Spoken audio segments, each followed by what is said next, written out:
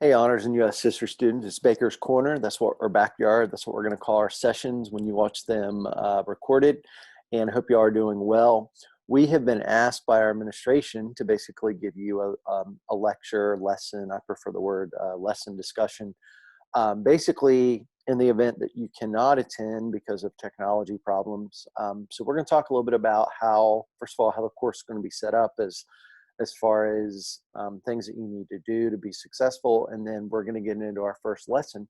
If you're kind of wondering what is lesson one and lesson two going to deal with this week, this is week one. We're going to actually be looking and breaking down pretty extensively as best we can the administration of George Washington. And we say administration, we mean basically the first presidency of the United States after the creation of our Constitution. And of course, one of the big challenges that they're going to have is going to be how do you put this government into motion that they spent, basically 3 or so months from May to September of 1787, pardon me, actually trying to create, which I think it was Abraham Lincoln, guys, quick school food for thought here, that's made a comment or something like it where, the founders had the easy part putting it together as far as creating a constitution. Now what we have to figure out, and of course this is down the line, is how to actually put it into motion. Well, Washington is going to be the first president, as we know, that has to make a decision on that. A lot of decisions, some of which were not really popular and some of which were. So let's get started with what we're going to do to kind of establish our year. And I would encourage you guys to ask questions if you need to. So just a couple of quick things. So I'm going to share my screen with you to start off. And we're going to go over, we'll kind of go back and forth a little bit. So bear with me. This video will typically be a little bit longer than the other ones because it has a few these things. But most of these are going to be, I'm going to try to keep them about 20 to 25 minutes, give or take. So if you can see my screen, which you should be able to on the far left side, then basically just a couple of things for class in general is, first of all, you are expected to attend the courses each week. If you have me first, second, or third periods, then you'll have your classes Monday and Wednesday. There's a schedule to look at with those that was sent out by our administrator. And so make sure that you are there by the first few minutes. They are going to have attendance taken. So you'll notice here just a couple of things, that when you log in for the entirety of the class, you should have your camera on. Okay, so I will be taking attendance. We have to be able to see your face, that you are physically there. Okay, now we all know the technology problems happen, so communication is important, but we have to be able to see that you actually are attending those to be able to take attendance. We will be taking attendance for those classes through Power School, just to let you know. So it's important to keep in mind. As a lot of you know, we're going to have 2 days to get through quite a bit of information. Okay, so basically what you'll find is that day one, we're going to cover, a lesson probably for about 45 minutes, give or take, and then you'll have about 15 minutes to, to actually, we'll be introducing a homework assignment that you can start or something like that. Essentially, your week is going to be, if you want to look at it as assignments, is going to be divided into really 3 assignments that you'll submit to Canvas, and then those that you'll complete in preparation for your classes. Okay, so for me, like day one, if you have me Monday and Wednesday, you're going to usually have some kind of primary source activity or some, what I call, kind of like application assignment. And that will be due by the midnight of the first day that you have me for class. So if your Monday is your first class with me, then that assignment should be submitted by midnight of Monday. If you have me for the first time on Tuesday, then that assignment should be submitted by midnight on Tuesday. Okay, and I'll show you how to access all of those here in just a few minutes. Day two, again, Wednesday or Thursday, you'll have some kind of review. For standard students, you'll be basically completing a task or series of tasks actually, where you'll have some multiple choice review and then also some what we call matching with vocabulary. Okay, now the trick to that with the standard class is that you can take that as many times as you want to prepare for what we call the mastery quiz. Okay. And you will not see, just like on the mastery quiz, you're not going to always have the same questions. You know, if you take it 2 times, let's say you don't make an 80 or above, you want to definitely take that mastery quiz a second time. In order to move on week to week, you have to show a level of mastery, which will mean that you want to take those things over and over. But anyway, what we call review activity for the standard group does is it gives you a lot of opportunities to interact with the vocab, concepts, and you're always going to see a myriad of different questions. Okay, so that for the standard will always be 5 multiple choice questions and 5 matching. Okay, so let's say you log into it and let's say you miss 1 question and you got a 4 or 5 out of 50. You know, in my opinion, I would take it until you get the full 50 out of 50. But even if you take the first time and you make 50 out of 50, I would at least do another time or 2. Okay, that assignment will be due by midnight of the second day of the class. Okay, so if you have me on Wednesday, then that will be, of course, midnight by Wednesday. If you have me on Thursday, then that will be midnight by Thursday. Okay, the ultimate goal is to give you about 10 minutes at the end of that second class period to get started on that so that you really don't have to do that outside of class very much. Okay, the one that will probably take you the most time during the week is going to be, the thing that you have due on your first class day, and then also the readings that you'll be completing. Okay, you'll have a mastery quiz every week, unless I tell you otherwise. That will be made available on Friday mornings starting at 8 a.m. Okay, the way we're setting this up for now, just given some of the uniqueness with our current status, is that you can take that as many times as you want, but the first one will be 10 questions. As we move forward, it'll be 15 usually, but you will have to make an 80 or above in order to substantiate moving to the next week's content. Okay, so that's important to keep in mind. Okay, so and most students, I think if you're paying attention in class well, reading, doing the activities, following through with things, then you'll be in good shape. Okay. For honors, I actually jumped this a little bit, so I apologize. For your second assignment, it will be a concept application. I was going to do 2 of these, but you'll have 1, and we'll introduce this on Thursday or Wednesday, depending on when you have me for day 2.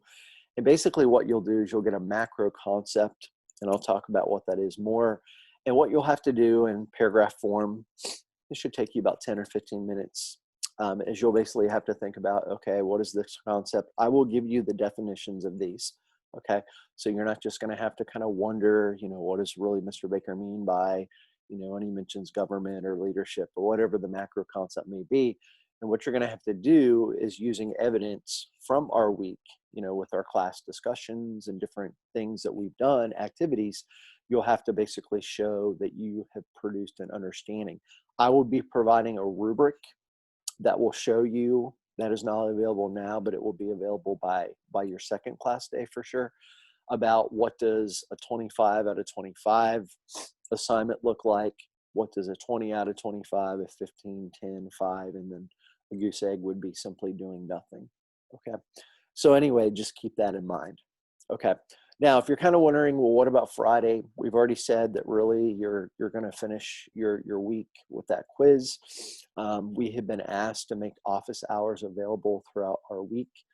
For me, what I would like to do with my office hours on Friday, you'll notice on the screen here that the standard students that are in either first or seventh period from 9 to 10 each day on Friday, will basically have that hour, right? You don't have to attend, but I strongly encourage you to. If you took the quiz from 8 to 9, let's say you didn't do as well. Now keep in mind, every quiz will be different questions because again, we have a bank that will cycle through. Okay, so I would ask, if you're kind of unclear about something, if you missed something, if there's something throughout the week that basically you weren't clear on, okay, that's a good opportunity for you to have clarity. Those quizzes really, for I think the majority of students, should not really take you much longer than, let's say, I'm going to say 10, maybe no more than 15 minutes. Okay. But just keep that in mind. You will be completing them on Fridays. Okay. And that is an essential grade for you to move from week to week. Okay. Work through the modules. Let me show you what I mean by that. So I'm going to share with you a different screen really quick. So please be patient here. Okay. And then we'll get into the actual content. Okay. So basically, if you're kind of wondering, what does Mr. Baker really mean by that? I'm going to use my standard screen Canvas page. Basically, what we're looking for you to do for week 1 is you should have already gone through your open house information. If you haven't, that might be good to do. Okay, but then you'll notice when you go here, now you'll be asked you'll notice like here where it says view, submit. Okay, you can't really start to submit other things until you've submitted your course syllabus check sheet. Okay, and that is actually in the syllabus. If you go up here, you can also access some of it in these things under open house. Okay, but anyway, and so that's kind of what I call housekeeping. But this right there, guys, when you look at this, that's going to be basically your week. Now, this is where you're going to access, if you're watching this, then you probably already have done that, but this is where you're going to have all your Zoom logins. Now, a couple of things to keep in mind, and that is that your Zoom logins are going to be unique to your class, okay, Monday and Wednesday or Tuesday and Thursday. All right, however, the Zoom link for the Friday session, that's going to be unique to 1st and 7th combined on Friday. Okay, but you'll notice there's a lot of things to take into consideration here. Next week, this will probably be shorter. Okay, and so anyway, but what I would do if I were you is if you have a few minutes before, if you have class with me on, let's say Mondays, you might take a few minutes, 8 to 9 that morning, to preview what are the course objectives, the vocab. I'll show you how to do this more in a moment. The reading, okay, all those things. I would encourage you all to have an organized notebook, whether it's digital or whether it's hard copy. I prefer the hard copies. I just like to have something in hand. Some of you might want to create your own notebook, okay? And then you'll notice where we have actually the readings, and I'll show you this more in a second for a few minutes. How do you know when to basically have certain readings done? Well, it basically tells you right here. By Monday or Tuesday, you want to read parts 1, 2, and 3. All right, those are in Roman numerals, keep in mind. By your second session, 4, 5, and 6. Okay, and what I would do, I put this in one of my earlier videos. I would basically have maybe a section of your notebook where you have class content, things that we cover in the classroom, and then on the right hand side, however you want to do it's fine. Maybe you would have something about reading, observations, so that as you're reading, you're actively reading. You're not just saying, well, these are kind of cool terms, but you're actually working through them, looking at the questions that are posed within the readings, asking questions in class, etc. Okay, and then you'll notice farewell address assignment for this first week. That'll be what is due on the first day of your class, Monday or Tuesday. And then you'll notice the week progress check. Now, you can basically start this, really, I think we have it set up to where you could technically log into it as early as, I think, Tuesday. But if I'm you all, I'm probably not going to do this until after my second class session. The reason I suggest doing that is that by then you will have had readings, you will have done your farewell address assignment or whatever assignment it is for whatever week. You will have obviously gone through 2 lessons, and so you should be really prepared. You will preview the vocabulary, so you should be, I think, in a really good position to see, okay, where's my progress? Okay, and then Friday, that's where, like we said, you're going to take your mastery assessment that basically puts you in a position, again, to move to the next week. Okay, and you'll notice the rest of the week pretty much outlines and reminds you about things. Okay, one thing I do want to bring to your attention that is actually at the bottom of the previous slide And that is every student is expected or required to set up what we call a getting to know you meeting with me. Okay. If you go to the top I think it's actually under the module in Canvas, that's the open house, you'll notice that this document is accessible. It's very, very simple to log into. You'll basically, again, pick a time. This Zoom link for this is going to be universal. All right. So it doesn't matter what time you pick, you'll use the same link, same password there. And basically what this is it gives me an opportunity to get to know you on a more personal level. What are your interests and so forth. All right. And for you to ask me some questions. All right. Some great questions in the past students have asked is, why did you want to become a teacher? Why did you decide to teach, history? What are your hobbies? If you notice, I have a hat on that's actually a minor league baseball hat. Anyway, and so I collect these. All right. So there's a lot of cool things that I think make us unique and define us and, so forth. So we want to be in a position where we can actually function well and all that good stuff. Okay. So that is pretty much the introduction. Now what I want to do is basically move into the era of George Washington. So let's get started. Okay. So if you attend class, you'll notice these are going to be a lot more interactive and a lot more engaging in the sense that we'll be asking a lot of questions. I will try to do that as best I can throughout these, okay?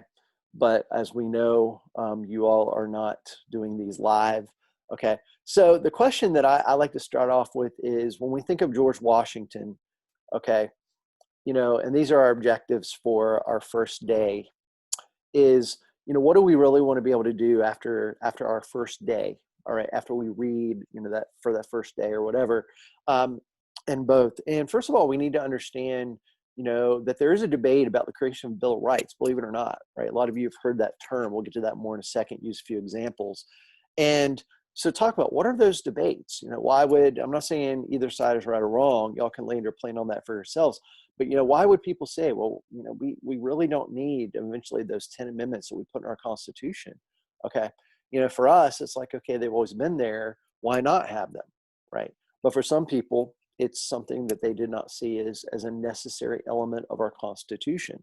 All right, by the way, it was not in the original version that actually came out of Philadelphia before it got ratified, right? So there's going to, James Madison, the famous father of our Constitution, as he became known as, is going to be very important with that, okay? We want to be able to describe the condition of the U.S. when Washington became president, and basically consider, his leadership. How does he deal with, a major crisis like the Whiskey Rebellion? Why would he appoint a cabinet of advisors? His cabinet was probably the all-star cabinet of all time. You've got figures like, of course, the famous Alexander Hamilton, who a lot of you may have seen the musical, which I'm in the process of watching that. It's really good. Why would he do that? Why would he appoint Thomas Jefferson as Secretary of State? He and, of course, Hamilton were not exactly on the same page about quite a few things. Some historians argue, however, that they had more in common than they did not. That's something for you all to maybe think about.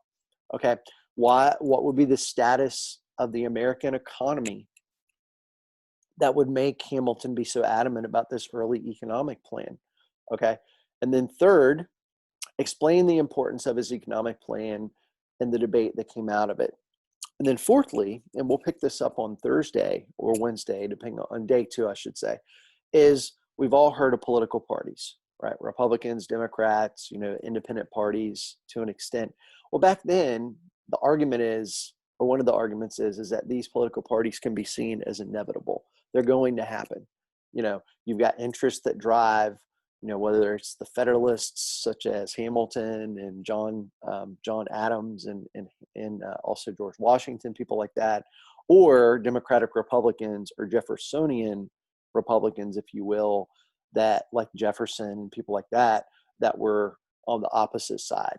All right, so we want to be able to identify issues. This will be more so as something to kind of continue as we move into our second day. Okay.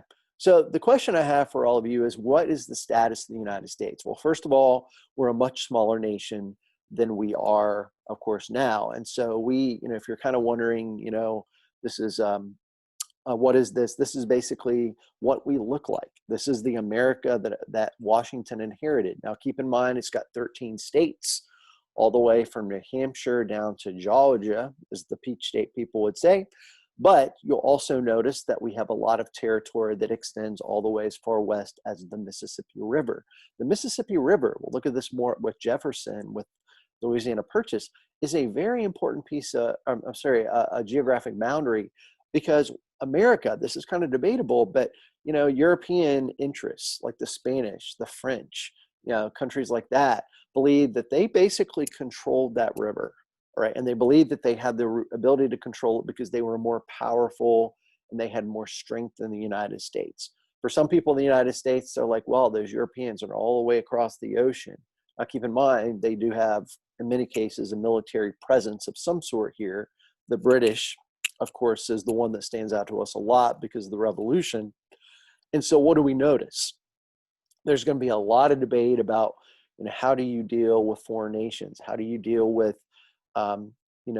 new states entering, right? Eventually the state of Kentucky, okay? The state of Tennessee, all right? Vermont, if you didn't know that, became the first state following the original 13, okay? And so my question, guys, is if you think about it, Washington is the first president, right? He does not have a textbook. He doesn't have any other 45 presidents now to look back and say, well, this is what so-and-so did to deal with this crisis, whether it's foreign or domestic. He doesn't have that, all right? And most people would argue, Hamilton is maybe an exception here to a degree, that, you don't want to look over the pond to kings of England, right? Especially, King George III, right? The tyrant king, as some people called him. And so everything that he's doing is precedental. And what we mean by that is that it's kind of an establishment. He's establishing a way to look at doing something, whether it's right or wrong. Okay. But look at what he says here. This is actually a quote that I got from my venture to the American Smithsonian Museum a few years ago. But look what he says. He says, in our progress towards political what? Happiness. Okay. My station, meaning presidency, is new. And if I may use the expression, I walk on untrodden ground. Okay. So I would ask you all, guys, to maybe, if you want to pause here or whatever, to ask yourself, okay, what do we think Washington is getting across here? Now, if you're in the regular class, we're going to discuss this. However, I assume if you're watching this that you had a technology glitch. I want you to really think, what is he getting at, right? Other than that whole precedental thing, okay? And how do you think that maybe that quote is going to drive Washington, right, when it comes to the idea of how he's going to govern, right? Because again, there's no manual on how to do this, okay? So this is basically our outline for day one, okay? Now, what I would like for you to do is to pause for a moment. If you have your course guides, for those of you that got one of those, I would basically open up your course guides to page 1, okay? Now, you can take all of this down again if you want to. Much of it is in there, but I would put this on the side of your notebooks that basically is class content, because we're going to roll through this and address a lot of these themes for about the next 15 minutes and set up for what we're going to do next time. So I'm going to pause the screen for a moment, and then when you're ready to start the video again, please hit unpause.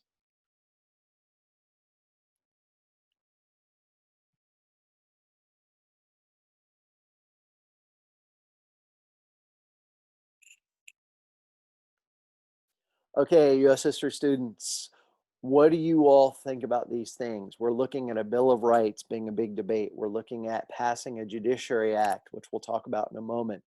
We're talking about probably one of the bigger things that defines the early Washington experience as president, which is the Alexander Hamilton debt plan, or economic plan, as some people also called it.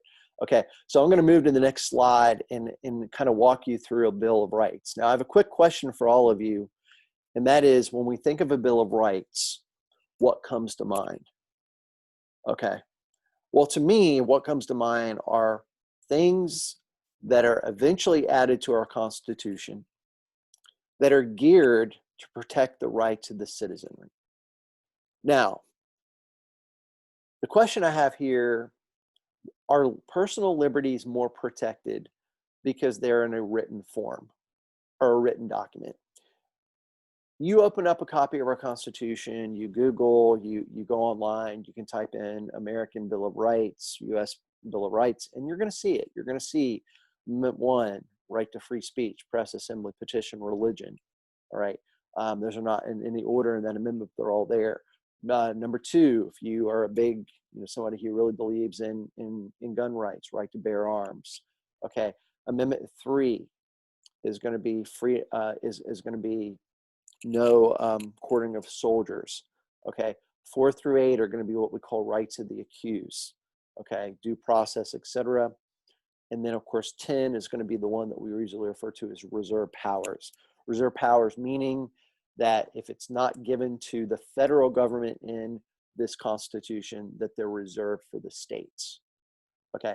Now, that doesn't take away debate about, okay, well, if you're kind of a loose interpretation of our Constitution, which is, okay, it doesn't say that, therefore we can still kind of move forward with it.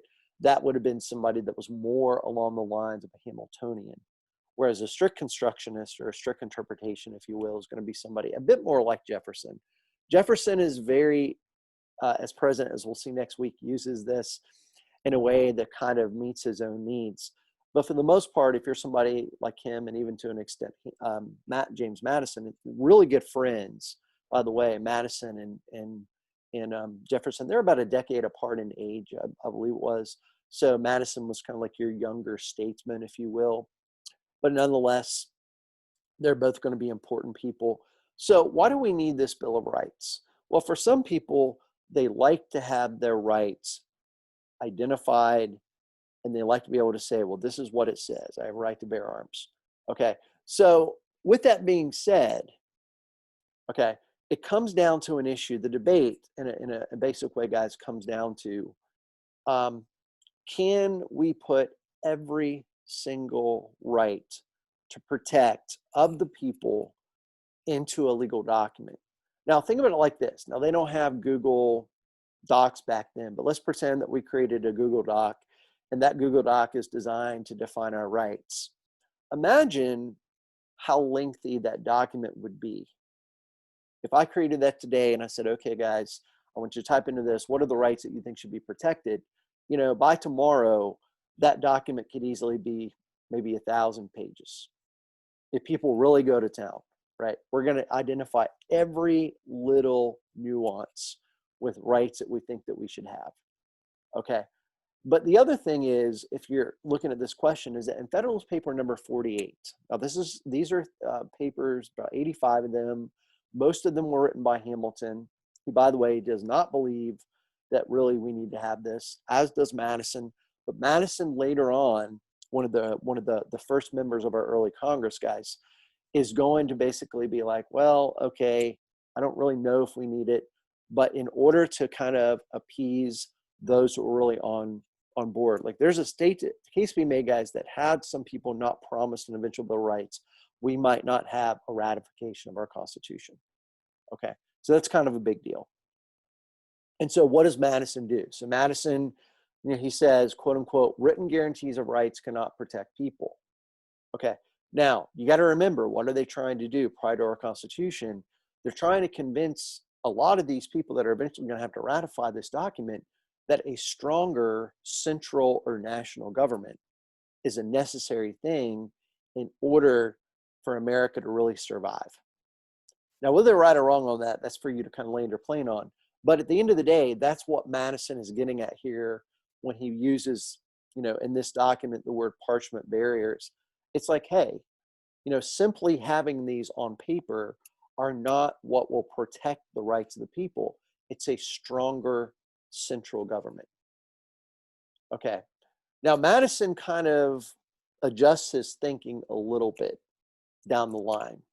Okay. But for now, he's playing into this, hey, we need to, when he became you know, he wasn't a cabinet member of Washington, but certainly one of the early members of Congress. You could argue that he's the one that basically, not single-handedly, but some historians would go close to saying that, driving through these eventual 10 amendments. Okay. I read a book, I don't know, about a week or so ago that said that there were well over 100 plus different amendments that they were considering. They sized it down to 12 and eventually ratified 10. Okay. Now, what you don't need to do, guys, is memorize every single one of these, because next year in civics, you're going to be going over them in grave detail. All right. But what you do need to understand is, you know, why would you want to protect speech, petition, assembly, you know, possibly right to bear arms, freedom from reasonable search and seizure, right? Those kinds of things. And the argument is that, you know, the goal of the United States is to basically have a functioning republic where the people's rights are protected. Okay. And that's going to be, you could argue, guys, in a sense, that the Bill of Rights is a compromise. Okay. So I leave you with the question to ponder as you read, if you haven't read yet. Why would a Bill of Rights be added if Madison had this opinion about written guarantees? We already covered that a little bit, but it's something to go back to. Okay. Now, this is not on this slide, but just kind of transitioning. We know that, like I said earlier, Washington has an all-star cabinet. There is no question. I think there's a lot to be said about this. We'll come back to on the next in our next session. But one of the key Federalist people that contributed a lot is definitely going to be, of course, Hamilton. Okay, Hamilton will be his Secretary of the Treasury. Hamilton believes that the United States' economic status as a country is not basically going to bode well for our relationship with things like world trade, etc.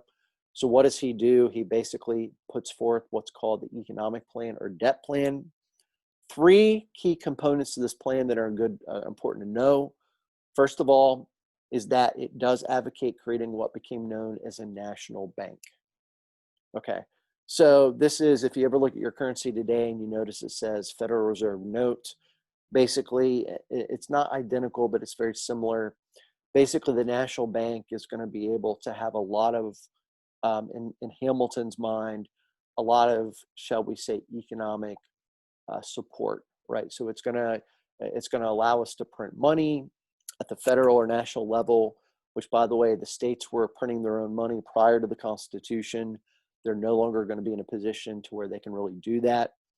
And so the question with this is it constitutional?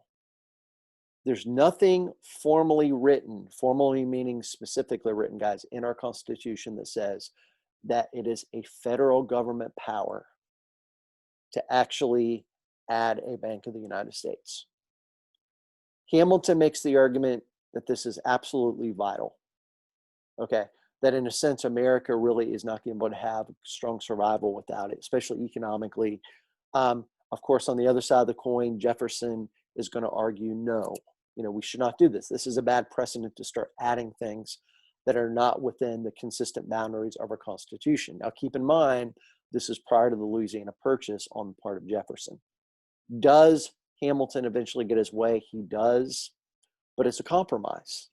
Okay, and part of that compromise is, if you've ever been to Washington, D.C., you know that it neighbors the home state of Jefferson of Virginia. Guys, that is it just happened. All right, that is a result of compromise, partly on this issue. Okay, the second thing is that we have to figure out a way, according to economic plan of Hamilton, to be able to create revenue. Now, if you're kind of wondering, well, Mr. Baker, what is revenue? Revenue is kind of like one of those I call stuffy-headed words, guys, but essentially it's a term that means it's a way or a series of ways or means that government goes about actually getting money in order to pay its bills or to operate. Okay, so you're looking, guys, if you look here, you're looking at several forms of taxation: tariffs, excise taxes. Now, tariffs are going to be things that are specifically on imported goods. What's that? What is an import? Glad you asked. An import is a good that is coming into the country from Great Britain, France, Spain. Okay, somewhere that we're actually trading with outside. Okay. So excise taxes, those can be on imported goods.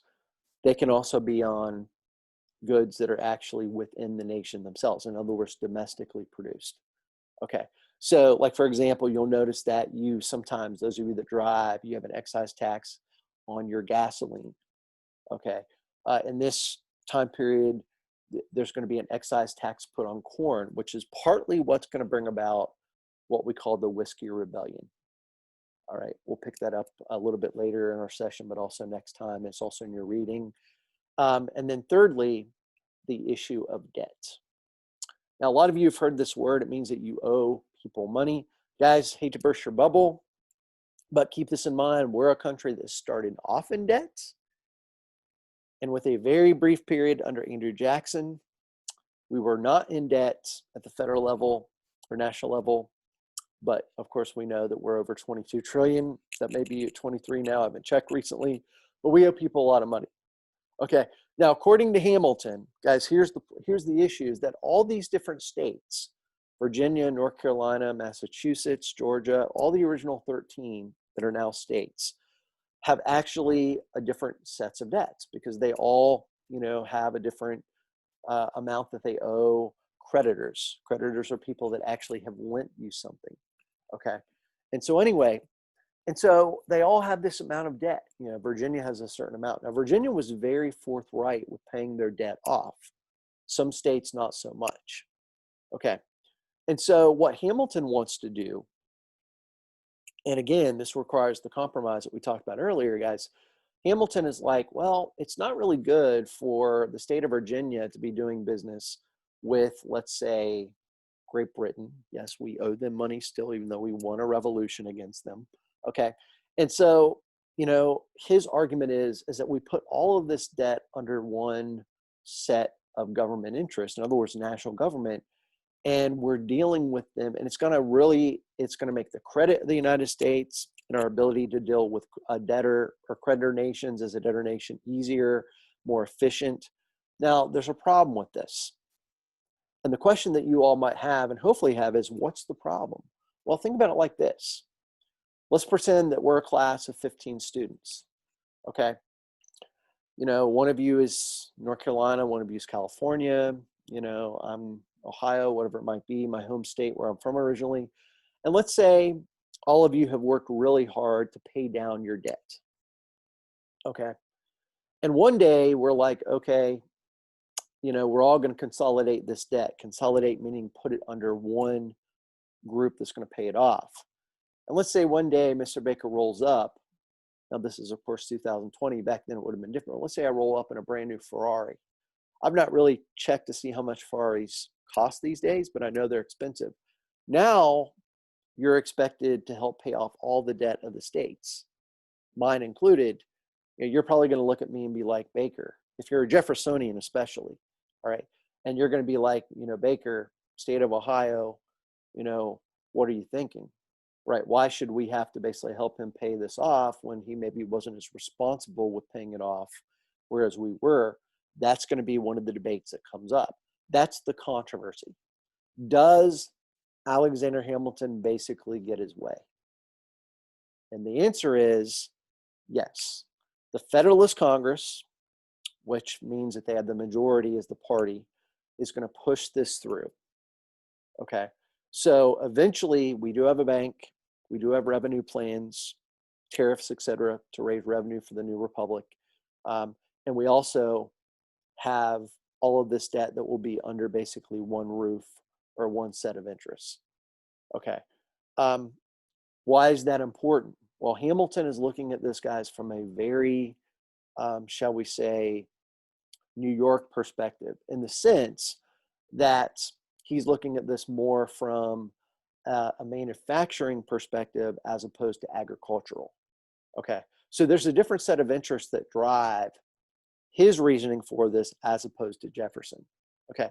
Jefferson had this idea, man, we need to be this agricultural republic that, obviously is very committed to that.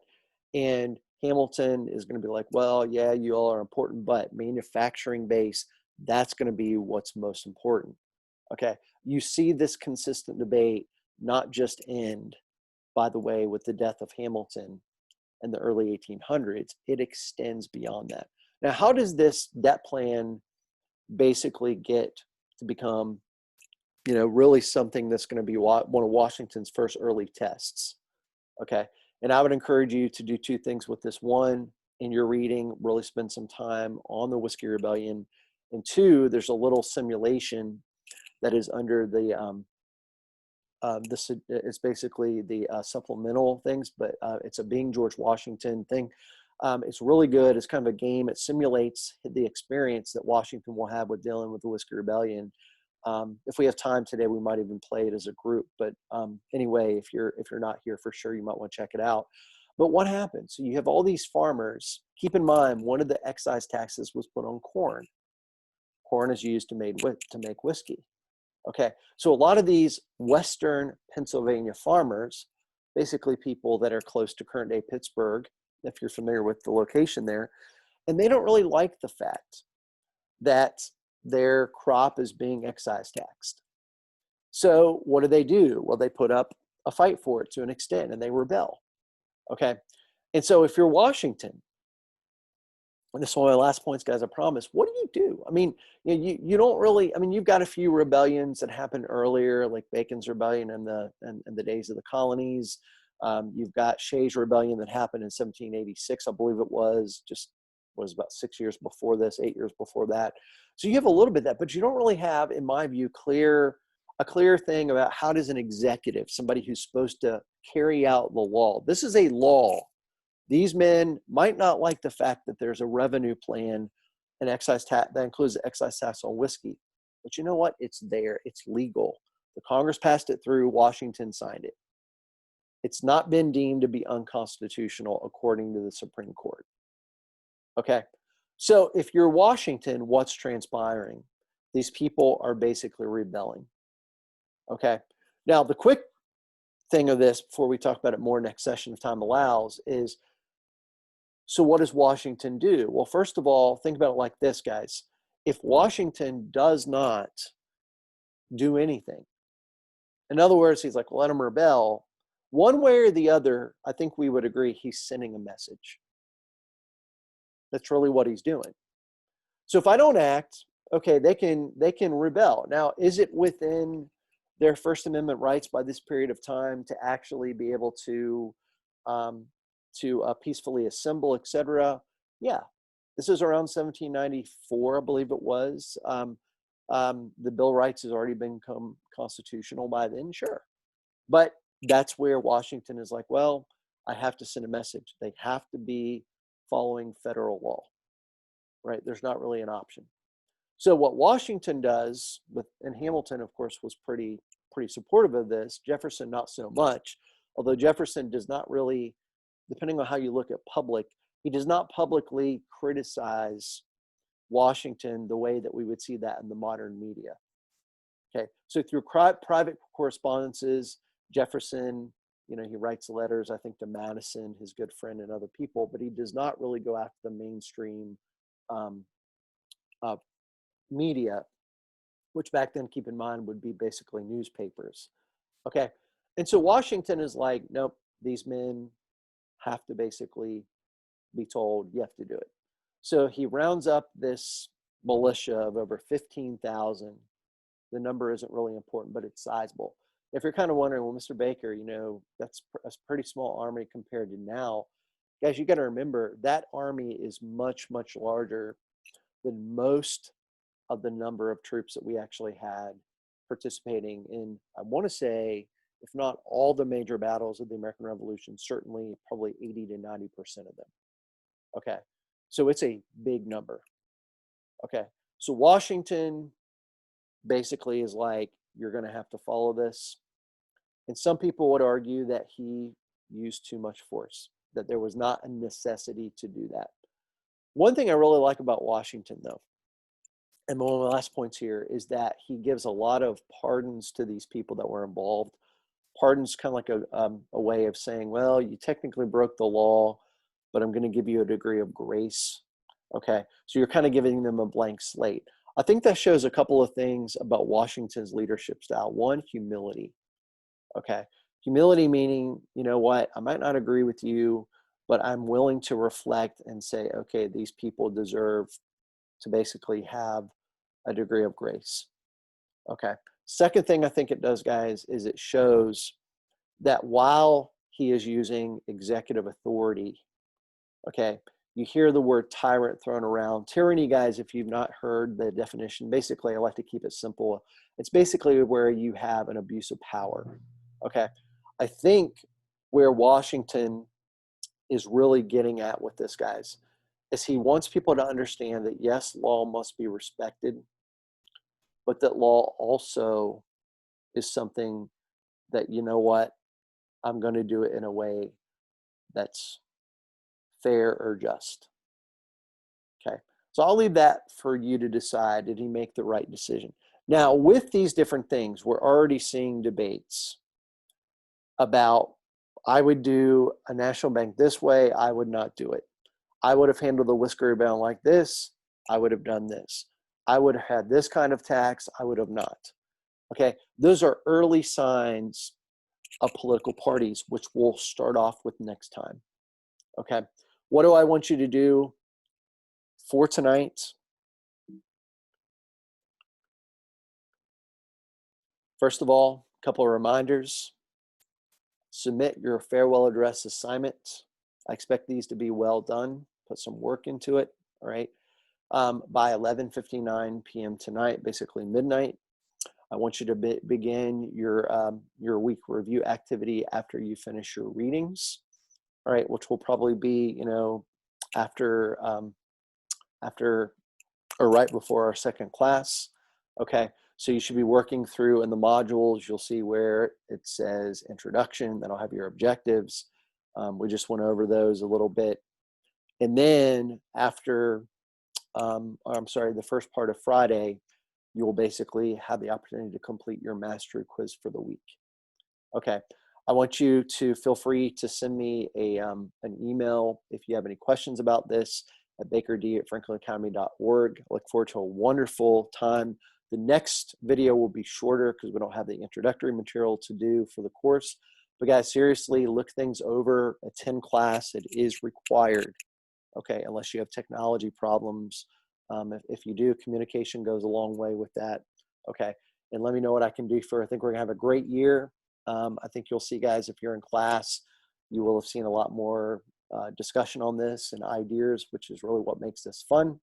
But I'm gonna sign out. This is Baker's Backyard or Baker's Corner, wishing you to be safe. And I hope you all have a great day and have a good one. And again, contact me if you have any questions. Thank you for your time. Bye.